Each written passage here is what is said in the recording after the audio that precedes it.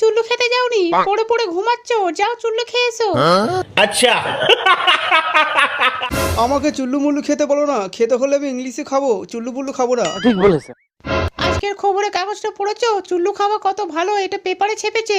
আমি তোমাকে পড়ে শোনাচ্ছি, শোনো। রোজের 1 গ্লাস করে চুল্লু খেলে পেট পরিষ্কার হয়, শরীর ভালো থাকে, শরীরেও ফুর্তিও আসে, শরীরে রোগ জ্বালা কোনোদিনও হবে না। চুল্লু তাহলে এত ভালো মত?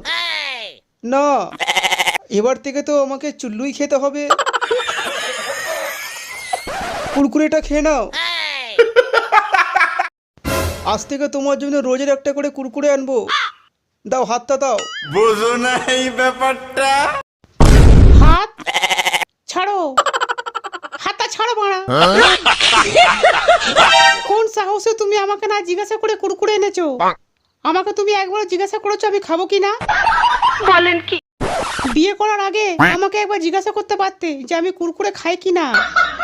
अम्मा बहन पे आ जाऊंगा मैं इनकी। তোমার মা বলেছে তুমি কুরকুরে পছন্দ করো, তাই আমি এনেছি। ইস, মিথ্যে কথা। আমি যদি জানতাম তুমি কুরকুরে খাও না, আমি কোনোদিনও আনতাম না। কালকে আমি নতুন কুরকুরে দোকান খুলছি, কালকে আপনি আসবেন তো খেতে?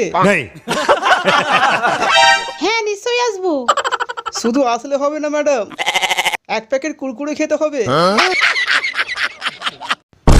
খাবেন তো? হ্যাঁ, অবশ্যই খাবো। প্রমিস? আর কি দেখতে এসছেন?